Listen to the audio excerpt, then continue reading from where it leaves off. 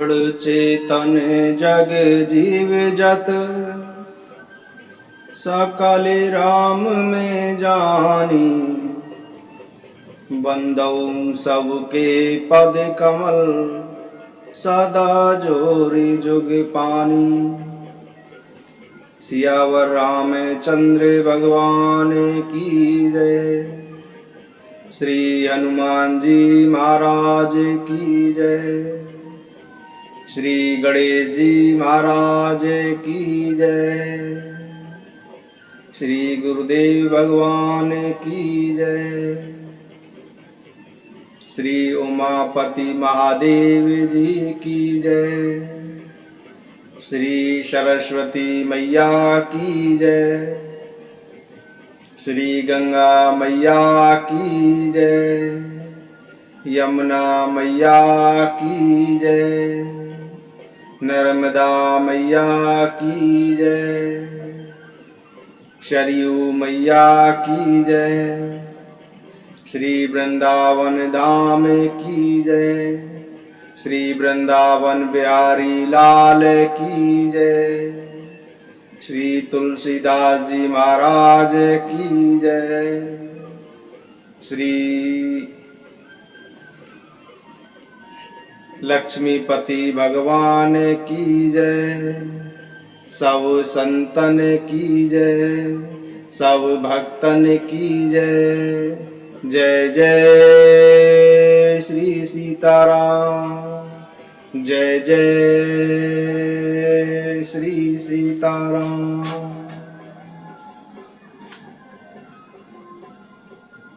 सभे नरेशु प्रिया पहि गयऊ। देखी दशा दुख दारुण भयऊ। सभे नरेशु प्रिया पहि गयऊ। देखी दशा दुख दारुण भयऊ। भूमि शयन पटु मोटे पुराना। दिए डारी तन भूषण नाना। राजा दशरथ जी डरते हुए रानी कैकेयी के पास गए। रानी कैकेयी की दशा को देखकर राजा दशरथ जी को बड़ा दुख हुआ। कैकेयी जमीन पर पड़ी हुई है, पुराना मोटा कपड़ा पहने हुए हैं, शरीर के सभी आभूषणों को उतार कर फेंक दिया है।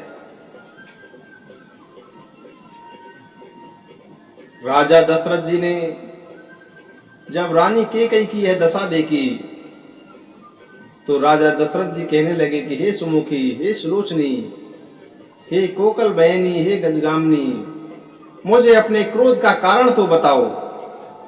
हे प्रिय, किसने तेरा अनिष्ट किया है? किसके दो सिर हैं? यमराज किसे अपने लोक ले जाना चाह रहा है?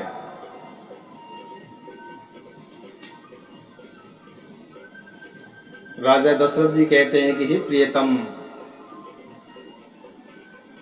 मुझे अपने दुख का कारण बताओ।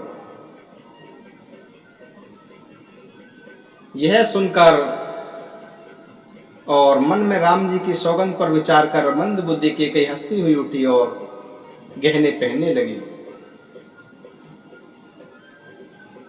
मानो कोई भीलनी मृग को देखकर फंदा तैयार कर रही हो। रानी कैकेयी बोली,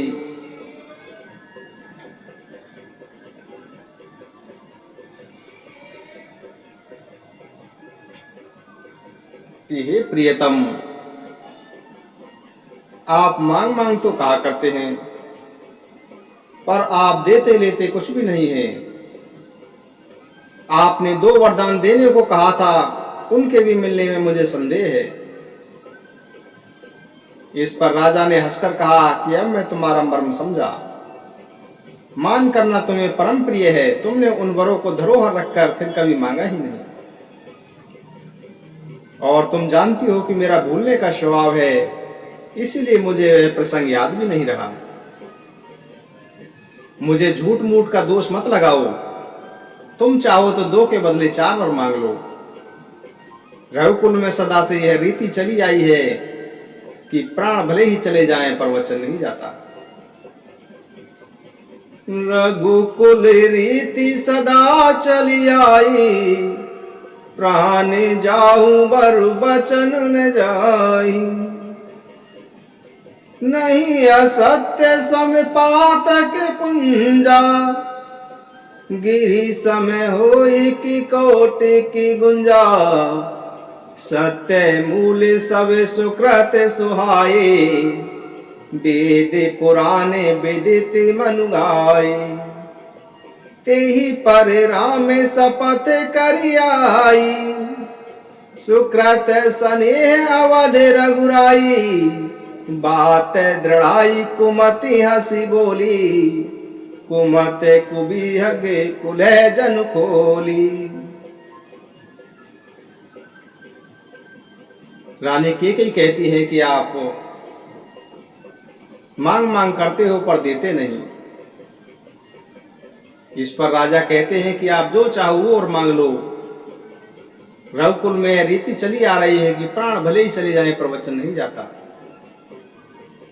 राजा दशरथ जी कहते हैं कि असत्य के समान पापों का समूह भी नहीं है। क्या करोड़ों घुमंचियां मिलकर भी पहाड़ के समान हो सकती है। सत्य ही समस्त उत्तम पुण्यों की जड़ है। यह बात वेद पुराणों में प्रसिद्ध है और मनु जी ने भी यही कहा है।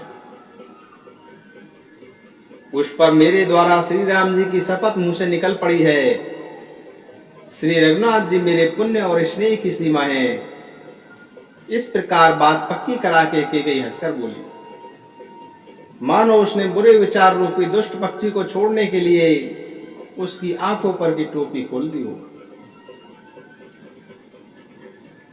रानी कैकेयी बोली, सुनहु प्राण प्रिय भावत जी का, देहु एक बर भरतहि टीका। सुनहु प्राण प्रिय भावत जी का, देहु एक बर भरतहि टीका। मांगऊ दूसर बर कर जोरे, पुरवहु नाथ मनोरथ मोरी। श्री राम जय राम जय जय राम, जय राम जय राम जय जय राम। पतित पावन तेरो नाम, कौशल्या के प्यारे राम। श्री राम जय राम जय जय राम, जय राम जय राम जय जय राम।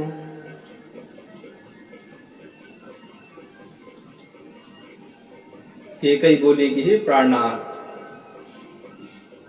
मेरे मन को भाने वाला एक वर तो आप यह दीजिए कि आप भरत का राज तिलक कीजिए, और दूसरा वर आप हाथ जोड़कर मांगती हूं वह सुनिए। तापस वेश विशेष उदासी, 14 बरस राम बनवासी। तापस वेश विशेष उदासी, 14 बरस राम बनवासी। सुनी मृदु बचन भूप हिय सोकु, शशि करे छुअते बिकल जिमि कोकु। गयऊँ सहमि नहीं कछु कहियावा, जनु सचाने बन झपटे उलावा। बिबिरन भयऊ निपट नर पालू, दामिनी हनऊ मनहु तरुतालू। माथे हाथ मुदि दो लोचन, तनु धरि सोचु लागे जनु सोचन। मोरे मनोरथ सुर तरु फूला, फरते करन जिमि हते समूला। आवाद उजारी कीनी के कई, दिने सिया चले बेपाती के ने। अवध उजारी कीनी के कई, दीनी सिया चले बेपेती कई नहीं। जब कैकई राजा दशरथ जी से एक बार मांगती है कि भरत को राज तिलक, और दूसरा वर मांगती है कि तपस्वियों के वेश में विशेष उदासीन भाव से राम को 14 वर्ष का वनवास। कैकई के इस प्रकार के वचन सुनकर राजा दशरथ जी के हृदय में बड़ा शोक हुआ। राजा दशरथ जी सहम गए, उनके मुंह से कोई शब्द नहीं निकलता, मानो वन में बटेर पर बाज झपटा हो। राजा दशरथ जी का रंग बिल्कुल उड़ गया, मानो ताड़ के पेड़ पर बिजली गिर पड़ी हो। राजा दशरथ जी माथे पर हाथ रखकर तथा दोनों नेत्रों को बंद करके सोचने लगे, मानो साक्षात सोच ही शरीर धारण करके सोच रहा। राजा दशरथ जी सोच रहे थे कि मेरा मनोरथ रूपी कल्प वृक्ष फूल चुका था, परंतु कैकई ने हथनी की भांति उसे जड़ समेत उखाड़ कर नष्ट कर डाला। कैकई ने अयोध्या को उजाड़ दिया और विपत्ति का सुदृढ़ नींव डाल दी। किस अवसर पर क्या हो गया, स्त्री का विश्वास करके मैं वैसे ही मारा गया, जैसे योग की सिद्धि रूपी फल मिलते समय अविद्या योगी को नष्ट कर देती है। इस प्रकार राजा दशरथ जी मन ही मन दुखी हो रहे हैं। राजा का ऐसा हाल देखकर द्रौपदी कैकई मन में क्रोधित हुई और बोली, क्या भरत आपके पुत्र नहीं है? क्या मैं आपकी विवाहिता पत्नी नहीं हूं, जो मेरा वचन सुनते ही आपको बाण जैसा लगा है? आप सोच समझकर क्यों नहीं कहते हैं? उत्तर दीजिए, या तो आप हाँ कीजिए या आप ना कीजिए। आप रघुवंश में सत्य प्रतिज्ञा करने वाले हैं। आपने ही मुझे वर देने के लिए कहा था। आप देना है तो दीजिए, नहीं तो ना कर दीजिए। सत्य को छोड़ दीजिए और जगत में अपयश के भागी बनिए। आपने सत्य की सराहना करके वर देने को कहा था, तो क्या समझा था कि मैं चबेला ही मांग लूंगी? राजा शिवी, दधीची और बलि ने जो कुछ कहा, शरीर और धन त्याग कर भी उन्होंने उस वचन को पूरा किया। उस समय कैकई अति कड़वे वचन कह रही थी, मानो जले पर नमक छिड़क रही। धर्म की धूली को धारण करने वाले राजा दशरथ ने धैर्य पूर्वक अपने नेत्र खोले और सिर धुनकर तथा लंबी सांस लेकर कहा कि तूने मेरे लिए ऐसी कठिन परिस्थिति उत्पन्न कर दी है, जिससे बच निकलना अब बहुत ही कठिन हो गया है। प्रचंड क्रोध से जलती हुई कैकई उस समय इस प्रकार दिखाई पड़ी, मानो क्रोध रूपी तलवार म्यान से बाहर निकल आई हो। कुबुद्धि कैकई इस प्रकार तलवार की मूठ है, निष्ठुरता धार है, मंदरा रूपी शान पर चढ़कर तो तेज हुई है। राजा दशरथ जी ने देखा कि स्थिति भयानक और कठोर है, और सोचा क्या यह मेरा जीवन लेगी। तब राजा अपनी छाती कैड़ी करके और अत्यंत नम्रता पूर्वक कैकई से सचमुच बोले। राजा दशरथ जी कैकई से कहते हैं, प्रिया बचन कस कह से कुभाती, वीर प्रीति प्रीति करिहाती। मोरे भरत राम दोइया की, सत्य कहूं करि शंकर साखी। मोरे भरत राम दोइया की, सत्य कहूं करि शंकर साखी। अवसी दूत में पटिए प्राता, यही है बेगी सुनत दो भ्राता। सुदिने सुदि सब साजु सजाई, देव भरत कहूं राज बजाई। शोधने शोधे सब साज सजाई, देव भरत कहूँ राज बजाई। राजा दशरथ जी कहते हैं कि मैं अवश्य ही सवेरे दूध भेज दूंगा। सुनते ही भरत शत्रुघ्न दोनों भाई तुरंत ही आ जाएंगे और शुभ मुहूर्त में मैं तुरंत ही भरत को राज्य सौंप दूंगा। लोभुन राम ही राजु कर, बहुत भरत पर प्रीत। मैं बड़े छोटे बेचारे जिए, करत रहे नृपनीति। राजा दशरथ जी कहते हैं कि राम को राज्य का लोभ नहीं है और भरत पर उनका प्रेम भी बहुत है। मैं ही अपने बड़े मन में बड़े छोटे का भेद करके, बड़े छोटे का विचार करके और राजनीति का पालन करते हुए कि बड़े को राज तिलक करना चाहिए, इसलिए वह कर रहा था। मैं 100 बार राम की सौगंध खाकर कहता हूं कि राम की माता ने मुझसे इस विषय में कुछ भी नहीं कहा, कौशल्या ने मुझसे इस विषय में कुछ भी नहीं कहा। मैंने तुमसे बिना पूछे यह सब किया, इसीलिए मेरा मनोरथ खाली गया। आप क्रोध छोड़ दो और मंगल साथ सज। कुछ ही दिनों में भरत युवराज का पद प्राप्त कर लेंगे। मुझे तो एक ही बात का दुख है कि तूने दूसरा वरदान क्या मांगा। तूने दूसरा वरदान क्या मांगा, उस आंच से मेरा हृदय अभी भी जल रहा है। यह दिल लगी है, क्रोध है अथवा सच है। क्रोध को त्याग कर मुझे राम का अपराध बता। सब यही कहते हैं कि राम बड़े ही साधु हैं। तू स्वयं भी तो राम की सराहना करती है, उन पर स्नेह किया करती थी। अब यह सुनकर मुझे संदेह हो गया कि तुम्हारी प्रशंसा और स्नेह कहीं झूठे तो नहीं थे। जिसका स्वभाव शत्रु को भी अनुकूल लगता है, वह माता के प्रति आचरण क्यों करेगा? वह माता के प्रतिकूल आचरण क्यों करेगा? हे प्रिय, हंसी और क्रोध छोड़ दे। उचित अनुचित का विचार करके वर मांग, जिससे भरत का राज्य अब से एक देख सकूं। मछली चाहे बिना पानी के जीती रहे और सांप चाहे बिना मणि के दीन दुखी होकर जीता रहे, परंतु मैं अपने स्वभाववश कहता हूं कि राम के बिना मेरा जीवन नहीं है। हे प्रिय, मन में विचार करके देख, मेरा जीवन श्री राम के दर्शन के अधीन है।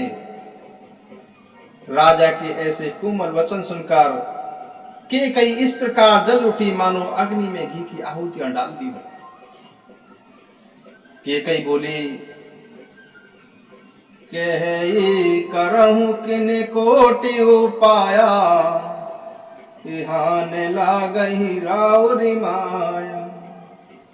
देहु की लेहु अजस करि नाही, मोहि न बहुत प्रपंच सुहाई। देहु की लेहु अजसु करि नाही, मोह न बहुत प्रपंच सुहाई। के कई कहती हैं कि आप भले ही करोड़ों उपाय कर लो, यहां आपकी चालबाजी नहीं चलेगी। या तो मैंने जो कहा है वह मुझे दीजिए, वरना ना करके आप इसके भागी बन जाइए। मुझे बहुत प्रपंच अच्छे नहीं लगते हैं। राम साधु है, आप साधु हैं, राम की माता साधु है। कौशल्या ने जैसा भला चाहा है मैं जानती हूं। मुझे कौशल्या के विषय में सब उसके षड्यंत्र पता है। मैं भी उन्हें याद करके ऐसा सबक सिखाऊंगी कि हमेशा याद रखेंगे। यदि सवेरा होते ही मुनि का वेश धारण कर राम वन को नहीं जाते, तो यह निश्चय समझ लीजिए कि मैं मर जाऊंगी और अपने प्राण त्याग दूंगी, जिससे कि आपका अपयश फैल जाएगा। ऐसा कहकर के कई इस प्रकार उठ खड़ी हुई मानो क्रोध की नदी उमड़ रही हो, जो पाप रूपी पहाड़ से प्रकट हुई है और क्रोध रूपी जल से भरी हुई है, तथा जो इतनी भयानक है कि देखी नहीं जा सकती। दोनों वरदान उस नदी के दो किनारे हैं। कई का कठिन हठी उसी तीव्र धारा है और मंत्रा के वचनों के प्रेरणा भंवर है। राजा दशरथ रूपी वृक्ष के जड़ को उखाड़कर ढाती हुई विपत्ति रूपी समुद्र की ओर सीधी चली आ रही है।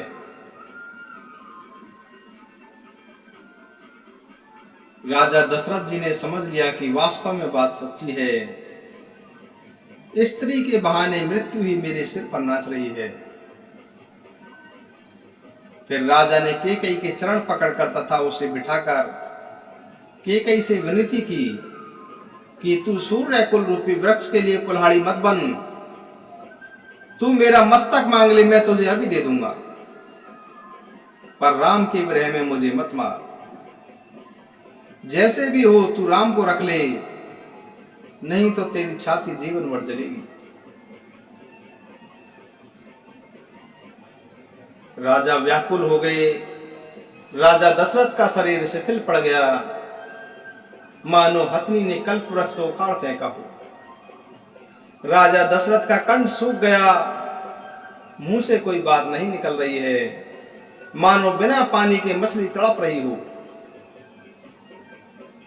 केकई ने फिर से कड़वे और कठोर वचन कहे, मानो घाव पर जहर भर रही हो। रानी केकई बोली कि जो अंत में ऐसा ही करना था तो आपने मांग मांग किस बल पर कहा था? ठाका मार कर हंसना और गाल फुलाना, क्या ये दो काम कभी एक साथ हो सकते हैं?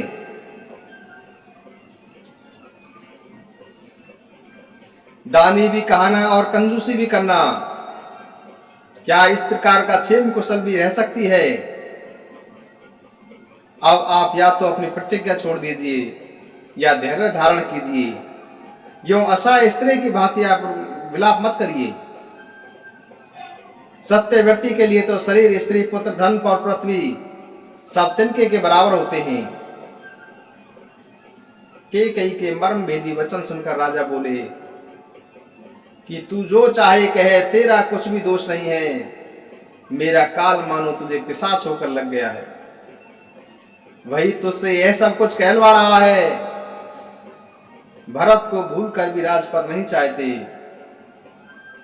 भरत तो भूल कर भी राजपद नहीं चाहते। होनहार बस तेरे ही मन में कुमति आ गई है। यह सब मेरे पापों का परिणाम है, जिससे कुछ समय में विधाता विपरीत हो गया है। यह सुंदर नगरी अयोध्या दोबारा से भली भांति बसेगी। समस्त गुणों के धाम श्री राम जी का राज्य भी दोबारा से होगा। सब भाई उनकी सेवा करेंगे, तीनों लोकों में श्री राम की बड़ाई होगी। लेकिन तेरा कलंक और मेरा पश्चाताप मरने पर भी नहीं मिटेगा। यह किसी प्रकार से नहीं जाएगा। अब तुझे जो अच्छा लगे तू वही कर। मेरे सामने से हट जा, मुझे अपना मुंह मत दिखा। मैं हाथ जोड़कर कहता हूं कि जब तक मैं जीता रहूं तब तक मुझसे मत बोलना। अरे अभाग्नि, अंत में तू पछताएगी। जो तू तांत के लिए गाय को मार रही है। अनेक प्रकार से समझाकर और यह कहकर कि तू क्यों सर्वनाश कर रही है, राजा दशरथ पृथ्वी पर गिर पड़े। लेकिन कपट करने में चतुर केकई कुछ बोली नहीं, मानो शमशान में बैठकर कोई प्रेत मंत्र सिद्ध कर रही हो। राजा राम राम रट रहे थे। राजा दशरथ जी इतने व्याकुल थे जैसे कोई पक्षी पंख के बिना बेहाल हो। राजा दशरथ अपने हृदय में मना रहे थे कि सवेरा न हो, कोई श्री रामचंद्र से यह बात न कहे। राजा दशरथ जी कहते हैं कि हे रघुकुल के गुरु सूर्य भगवान, आप उदय ना हो। अयोध्या को बेहाल देखकर आपके हृदय में बड़ी पीड़ा होगी। राजा की प्रीति और केकई की निष्ठुरता दोनों को ही ब्रह्मा ने बनाया है। विलाप करते करते ही राजा को सवेरा हो गया। राजद्वार पर वीणा, बांसुरी और शंख ध्वनि होने लगे। भाट लोग विद्रावली पढ़ रहे थे, गवैये गुणगान कर रहे थे, परंतु राजा को वे बाण जैसे लग रहे थे। राजा को ये सब मंगल साध उसी प्रकार नहीं सुहा रहे थे जैसे पति के साथ सती होने वाली स्त्री को आभूषण। श्री रामचंद्र जी के दर्शन की लालसा और उत्साह के कारण उस रात किसी को भी नींद नहीं आई। राजद्वार पर जब मंत्री और सेवकों की भीड़ लग गई, सूर्य उदय हुआ, तो लोग कहने लगे कि ऐसा कौन सा कारण है कि महाराजा दशरथ जी अभी तक नहीं जागे। राजा नित्य ही रात के पिछले पहर में जाग जाया करते हैं, किंतु आज हमें बड़ा आश्चर्य हो रहा है कि राजा अभी तक नहीं जागे। हे सुमंत्र, तुम जाओ और जाकर राजा दशरथ जी को जगाओ, ताकि उनकी आज्ञा पाकर आगे का कार्य आरंभ किया जाए। तब सुमंत्र राजमहल में गई, पर महल को देखकर वे ऐसे डर गए मानो वह दौड़कर काट खाएगा। उनसे उसकी ओर देखा नहीं जाता, मानो विपत्ति और विषाद वहां डेरा डाले पड़े हैं। सुमंत्र जी के पूछने पर कोई उत्तर नहीं देता। सुमंत्र जी फिर महल में गए, जहां राजा और केकई थे। जय जीव कहकर वे सिर नवाकर बैठे और राजा की दशा देखते ही सूख गए। सुमंत्र जी ने देखा कि राजा व्याकुल थे, उनके चेहरे का रंग उड़ गया था। वे जमीन पर ऐसे पड़े थे मानो कमल जड़ से उखड़कर मुरझाया हो। मंत्री मारे डर के कुछ पूछ भी नहीं सके। तब केकई बोली कि राजा को रात भर नींद नहीं आई, इसका कारण परमात्मा ही जाने। इन्होंने राम राम रटकर सवेरा कर दिया, परंतु इसका वेद कुछ नहीं बताते। केकई कहती है, आनहु राम ही बेगे बोलाई, समाचार तब पूछे आई। चले ओ सुमंत्रु राय रोके जानी, लकी कुचाली की कचुरानी। सोचे बिकल मगे पराई ने पाओ, राम ही बोली कही काराओ। और धरि धीरज गया द्वारे, पूछ ही सकल देखी मनु मारे। समाधान करी सो सब ही का, गयऊ जहां दिन कर कुल टीका। रामे सुमंत्र ही आवत देखा, आय दरु कीन पिता समलेखा। निरखी बदन कई भूप रजाई, रघुकुल दीप ही चले उलिवाई। राम कुभांति सचवे संग जाही, देखी लोग जहते हैं बिल खाई।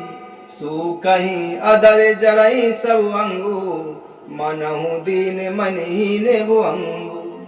स्वरूप समीप दीकी के कई, मानहु मीचु घरी गन लेई। करुणा में मृदुराम शुभाऊ, प्रथम दीकी दुख सुनाने काऊ। राजा सुमंत्र जी राम को बुलाने के लिए जाते हैं। जब राम जी को यह समाचार मिला कि सुमंत्र जी उनके पास उनसे मिलने के लिए आ रहे हैं, तो श्री रामचंद्र जी ने सुमंत्र जी को आते देखकर पिता के समान समझकर उनका आदर किया। श्री रामचंद्र जी को देखकर और राजा की आज्ञा सुनाकर वे श्री रामचंद्र जी को अपने साथ लेवा चले। श्री रामचंद्र जी मंत्री सुमंत्र जी के साथ चले जा रहे हैं। यह देखकर लोग जहां तहां विषाद कर रहे हैं। श्री रामचंद्र जी ने जाकर देखा तो राजा अत्यंत बुरी हालत में पड़े थे, मानो शेनी को देखकर कोई बूढ़ा गजराज सहम कर गिर पड़ा हो। राजा दशरथ जी के होठ सूख रहे थे, सारा शरीर जल रहा था, मानो मणि के बिना सांप दुखी हो रहा हो। पास ही क्रोध में भरी हुई केकई को देखा, मानो साक्षात मृत्यु ही बैठी राजा के जीवन की अंतिम घड़ियां गिर रही हो। श्री रामचंद्र जी का स्वभाव कोमल और करुणामय है। उन्होंने अपने जीवन में पहली बार यह दुख देखा, इससे पहले कभी उन्होंने दुख सुना भी नहीं था। फिर समय का विचार करके तथा हृदय में धीरज धरकर उन्होंने मधुर वचनों से माता कैकेयी से पूछा। राम जी कहते हैं, मोहि कहु मातु ताते दो के कारण, करिय जतन जेहि होई निवारण। मोहि कहु मातु तात दो के कारण, करिय जतन जेहि होई निवारण। सुनहु राम सब कारण एहु, राजहि तुम पर बहुत सने। देने कने मोहि दुई बरदाना, मांगे जो कछु मोहे सुहाना। सो सुनि भयउ भूपे रे सोचू, छाड़ी न सकहीं तुम्हारे संकोचू। राम जी ने माता कैकेयी से पूछा कि हे माता, मुझे पिताजी के दुख का कारण बताओ, जिससे मैं उनका दुख दूर कर सकूं। मैं वही यत्न करूंगा जिससे उनका दुख दूर हो। इस पर कैकेयी बोली कि हे राम, कारण यही है कि राजा तुमसे बहुत स्नेह करते हैं। इन्होंने मुझे 2 वरदान देने के लिए कहा था, और मुझे जो अच्छा लगा वह मैंने मांग लिया। उससे राजा सोच में पड़ गए हैं कि मैं उन वरदान को कैसे पूरा करूं। इधर तो पुत्र स्नेह है, उधर प्रतिज्ञा है। राजा इसी धर्म संकट में पड़े हुए हैं। यदि तुम कुछ कर सकते हो तो राजा की आज्ञा को शिरोधार्य करो और इनके क्लेश को मिटाओ।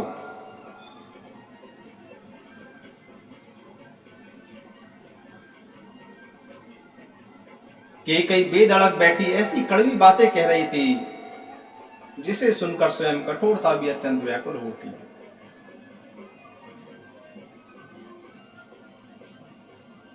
सूर्य कुल के सूर्य, स्वभाव से आनंद निधान श्री रामचंद्र जी मन में मुस्कुराकर ऐसे कोमल और सुंदर वचन बोले, जो वाणी के भूषण थे।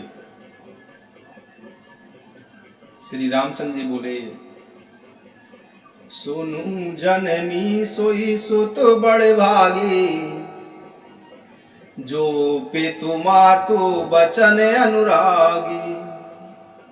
सुनु जननी सोई सुत बड़ भागी, जो पितु मातु बचन अनुरागी। तने मातु पितु तो स्नेहारा, दुर्लभ जननी सकल संसारा। हे माता, वही पुत्र बड़भागी है जो माता पिता के वचनों का पालन करने वाला है। आज्ञा पालन के द्वारा माता पिता को संतुष्ट करने वाला पुत्र तो संसार में दुर्लभ है।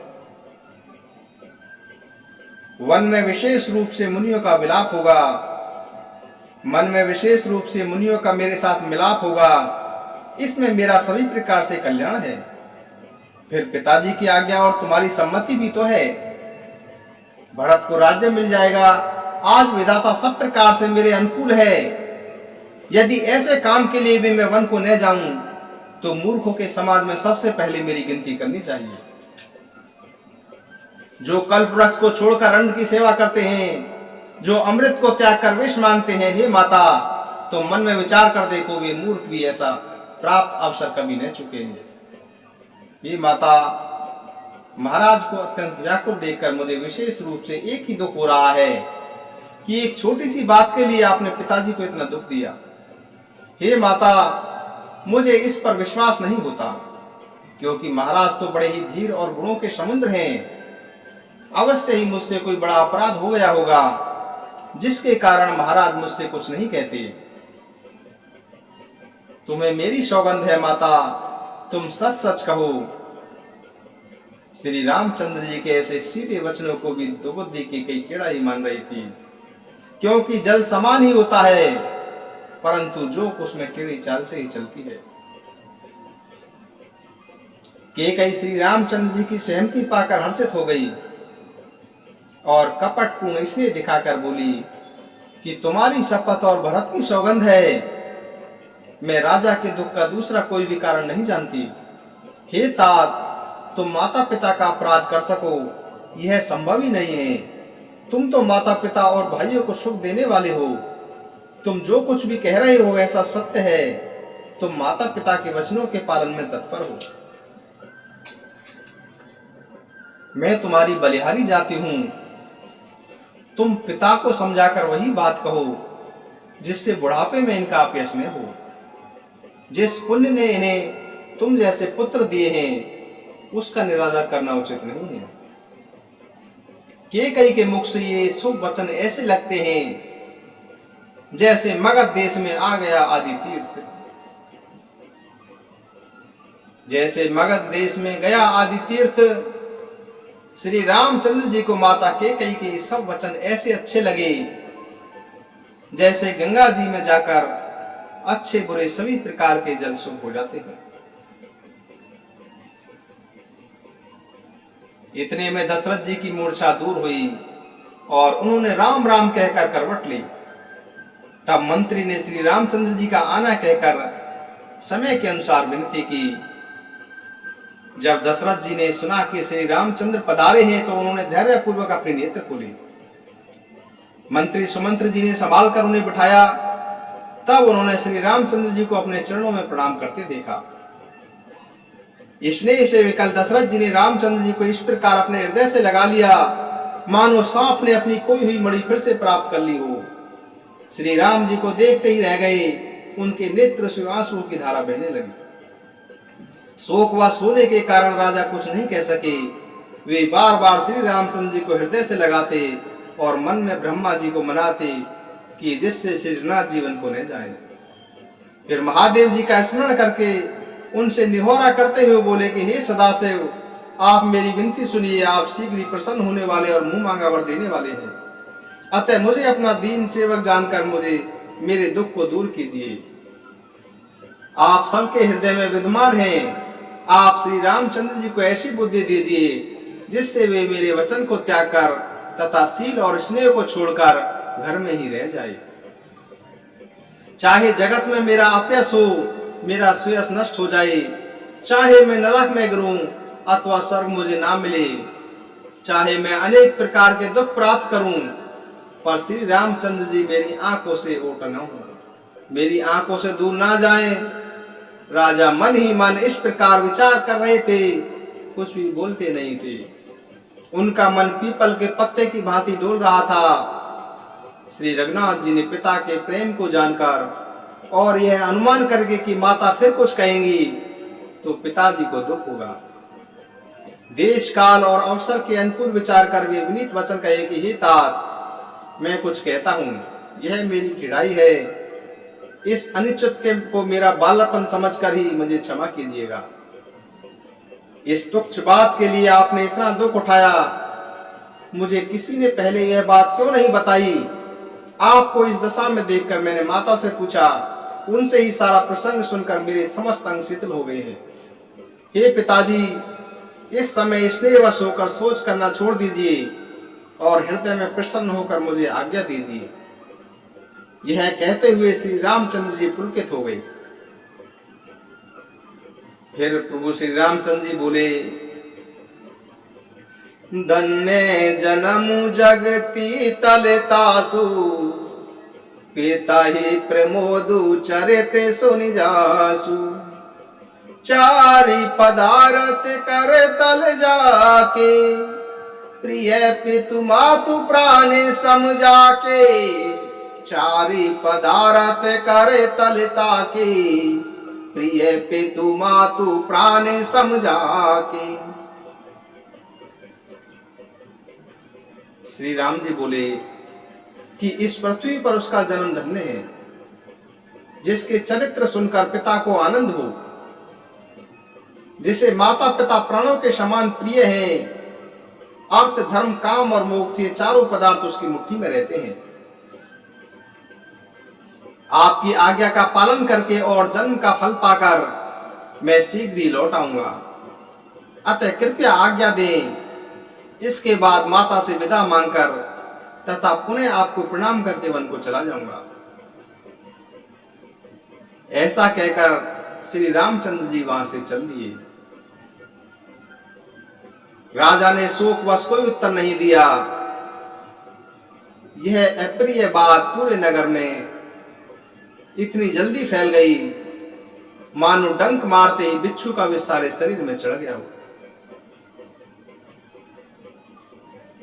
श्री राम जय राम जय जय राम, जय राम जय राम जय जय राम। पतित पावन तेरो नाम, श्री राम जय जय राम। कौशल्या के प्यारे राम, श्री राम जय जय राम। दशरथ राज दुलारे राम, श्री राम जय जय राम।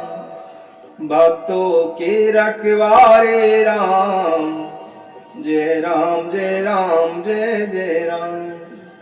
संतों के हितकारी राम, श्री राम जय जय राम। मैं तेरा तुम सबके राम, श्री राम जय जय राम। श्री राम जय जय राम, जय राम जय जय राम, जय जय राम जय जय राम।